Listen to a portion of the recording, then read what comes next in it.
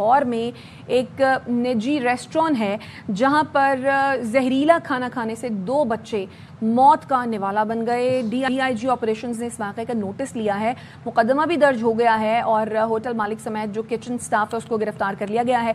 FIR भी काट ली गई है और FIR के मुताबिक ये लाहौर की फैमिली थी जो कि 16 अगस्त को ये घर से बाहर गई। रेस्टोरेंट में बच्चे जिद करते हैं, प्लान करते हैं कि हमने बाहर खाना खाना है, इसी तरह प्लान बना होगा और उन्होंने जो है वो 16 अगस्त की रात को घर से बाहर खाना खाया रेस्टोरेंट में। लेकिन जैसे ही घर पहुंचे तो दोनों बेटियों की और एक बेटे की बताया जा रहा है कि तबीयत खासी ख़राब हो गई, जिसके बाद 6 साला तहरीन और 4 साला इरहा जाँ बहक हो गई। अच्छा, उसके बाद होटल मालिक और किचन मुलाजमीन को गिरफ्तार कर लिया गया, उनके खिलाफ कार्रवाई की गई। वाकई के तमाम पहलुओं से तहकीकात जारी हैं। गुज़िश्ता रोज़ हमने ये देखा कि पंजाब के शहर हाफिजाबाद में भी मुबैना तौर पर शवारमा खाने से कई अफराद की हालत गैर हो गई।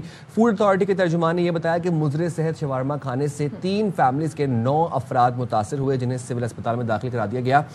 तो ये बाहर का खाना ये जो है ना एक अलमिया बनता जा रहा है कि तो आप देखें 6 साला बच्ची और 4 साला बच्ची। बात कर लेते हैं, मौजूद है हमारे साथ DG Punjab food authority Mohammad Asim Javed sahab. बहुत आसिम साहब, आपने बाखबर सवेरा के लिए वक्त निकाला, जरा बताइएगा ये जो निजी रेस्टोरेंट में जहरीला खाना खाने से 2 बच्चे मौत का नवाला बने और लुकमे अजल बने, ये पंजाब फूड अथॉरिटी की जानिब से क्या एक्शन लिया गया इस रेस्टोरेंट के खिलाफ और तमाम तर क्या कार्रवाई में क्या चीज़ सामने आई है, क्या था उस खाने के अंदर? देखिए, ये बहुत ही दिलखराश वाक़या हुआ और हमें बहुत ज़्यादा अफसोस है। हमने उस फैमिली के साथ भी इजहार अफसोस किया। इशू बेसिकली इस तरह से हुआ कि ये बच्चों ने अपने घर के करीब ही एक फ्रूट पॉइंट था, वहाँ से इन्होंने जो है ना वो लोडेड फ्राइज लिए। उसमें उसके कंज्यूम करने से इनको जो है ना एक्सेसिंग जो है वॉमिटिंग हुई। एक्सेसिव वॉमिटिंग की वजह से डिहाइड्रेशन हुई।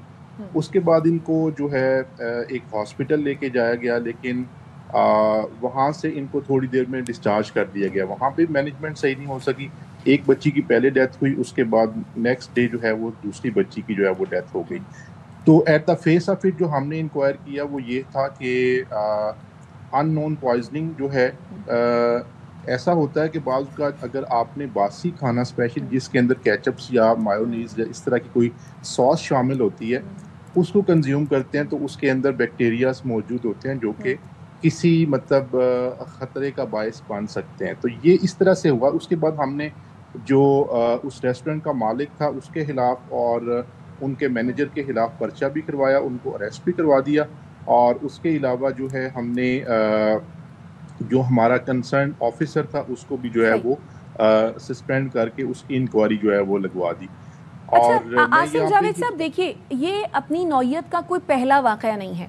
इस किस्म के वाकयात बहुत दफ़ा पेश आए हैं, आते रहे हैं। कभी कोई पिज़्ज़ा पॉइंट है, वहाँ पर बच्चों ने पिज़्ज़ा खाया, उनकी हालत गैर हो गई, वो बीमार हो गए, जान से चले गए। कभी रेस्टोरेंट्स हैं, वहाँ पर इस किस्म की सूरत हाल देखने में आती है। अभी जैसे शवारमा खाने से जो है वो एक शख्स की जो है वो हालत खासी ख़राब हो गई। पंजाब फूड अथॉरिटी जो है वो ये जो नाकिस खाना फ़रोख्त किया जाता है इसके ख़िलाफ़ क्या कोई स्टेप्स लेती है या क्या कर रही है? हम देखते हैं कि वो डीप फ्रीजर्स में महीनों पुराना गोश्त पड़ा हुआ होता है, वही निकाला जा रहा होता है, वही खिलाया जा रहा होता है। सब्जियां बासी होती हैं, सब्जियां ख़राब होती हैं। इसी तरह बहुत सारी चीज़ें, चीज़ जो कि पिज़्ज़ा का लाजमी जुज़्व है, वो देखें तो वो जो है वो एक्सपायर होती है, फंगस लगी हुई होती है। तो उस सिलसिले में आप लोग क्या इक़दामात उठाते हैं? देखिए, मैंने उस सिलसिले में तो हमारी पंजाब फूड अथॉरिटी की रेगुलर इंस्पेक्शंस तमाम फूड पॉइंट्स की हो रही होती हैं। ऐसा होता है कि एक फूड पॉइंट की तकरीबन 2 माह के बाद जो है, क्योंकि हमारे पास ऑपरेशन कंस्ट्रेंट होते हैं, सरप्राइज विजिट तो हम करते रहते हैं, लेकिन समटाइम्स ऐसा होता है कि 2 माह के बाद एक फूड पॉइंट की जो है वो दोबारा इंस्पेक्शन आती है। तो वो जो इंटरवेनिंग पीरियड होता है उसमें कोई इशू हो सकता है, नंबर 1। नंबर 2 ये है कि ये मौसम इस तरह का है कि जिसके अंदर जो है वो बहुत से फूड पॉइजनिंग के इश्यूज होते हैं। अब उसके बाद जो मैनेजमेंट है, फूड पॉइजनिंग बेशक उसकी वजह से वॉमिटिंग हो या गैस्ट्रो हो, उसकी जो बड़ी इनिशियल स्टेज की मैनेजमेंट है उसके अंदर ये है कि आप ORS दें, आप पानी का इंटेक ज़्यादा कर दें, आप बच्चे को या किसी जो बुजुर्ग जिसको फूड पॉइजनिंग का इशू है उनको लीमू पानी दें। तो उससे at the time of the occurrence उसकी मैनेजमेंट हो जाती है, बाद में आप उसको किसी हॉस्पिटल में लेके वहाँ पे ट्रीटमेंट करवा दें। अब इस सिलसिले में इस वाले वाक़े में एक चीज़ ये भी सामने आई कि हॉस्पिटल में उनको जो है वो जैसे ड्रिप लगा के उनका जो वाटर की जो लॉस होता है डिहाइड्रेशन की वजह से या वॉमिटिंग की वजह से, वो पूरा नहीं किया गया। तो ये एक मिसमैनेज हॉस्पिटल लेवल पर। आसिम साहब एक बात बताइएगा कि पंजाब फूड अथॉरिटी की जानिब से जो मुआयने किए जाते हैं, जो रेड्स होती हैं, जो सर्चेज होती हैं, इनका क्या तरीक़ाकार है? और दूसरा जो गफलत के मुर्तकिब अहलकार होते हैं उनके खिलाफ क्या कार्रवाई की जाती है? अच्छा आसिम साहब, इसमें ये एडिशन भी कर लीजिएगा, आपने कहा ना कि 2 महीने बाद इंस्पेक्शन होती है, तो क्या ये जो रेडी पे जो लगे हुए होते हैं खाने, समोसे और या इस तरह की चीज़ें जो रेडी बान होते हैं, और इनकी भी इंस्पेक्शन की जाती है? मैडम, 2 चीज़ें, हमारी इंस्पेक्शंस तो हम कानून के मुताबिक करते हैं। जैसे क्या होता है कि हम उनके किचन का करते हैं, डिटेल्ड इंस्पेक्शन करते हैं, उनके फ्रीजर्स को देखते हैं, वहाँ पे जो गोश्त या बाकी जो भी आइटम्स जिससे उस फूड ने तैयार होना है उसको इंस्पेक्ट करते हैं कि कहीं पे कोई एक्सपायर्ड चीज़ तो नहीं है, कहीं पे कोई अनसेफ चीज़ तो नहीं पड़ी हुई। अगर ऐसा हो तो हम उसको तलब करते हैं। अगर किचन में ज़्यादा सीरियस इशू हो तो हम उसको बंद करते हैं। अगर उससे भी ज़्यादा कोई इशू प्रोडक्शन यूनिट के अंदर पाया जाए तो हम FIR भी करते हैं। तो ये तो हमारा मैकेनिज्म इंस्पेक्शन के हवाले से चल रहा होता है। अगर किसी ऑफिसर की तरफ से कोई गफलत होती है तो कानून के मुताबिक हम उनके खिलाफ पीडा की जो है इंक्वायरी करते हैं, और अगर वो उनके ऊपर साबित होता है तो फिर हम उनको कानून के मुताबिक, पीडा के मुताबिक जो है वो सजा दे रहे होते हैं।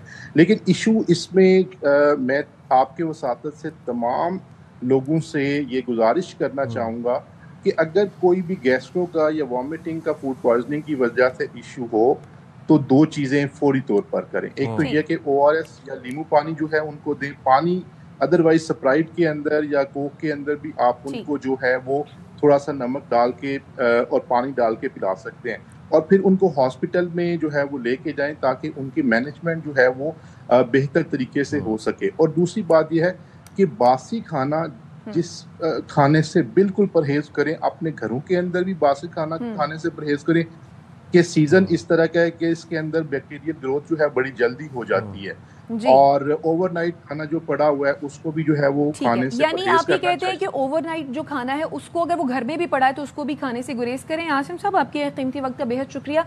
तो जिस तरीके से DG फूड अथॉरिटी हमसे बात कर रहे थे, उनका यही कहना था कि एक तो पुराना खाना अगर आपका घर में भी पड़ा हुआ है तो वो भी खाने से गुरेज करें। दूसरा, खुदा ना खास्ता अगर किसी को गैस्ट्रो का प्रॉब्लम हो जाता है या बदहजमी हो जाती है तो फौरी तौर पर जो वाटर इनटेक है वो ज़्यादा करें, क्योंकि वॉमिट होती है, वाटर लॉस जो है वो बहुत ज़्यादा हो जाता है।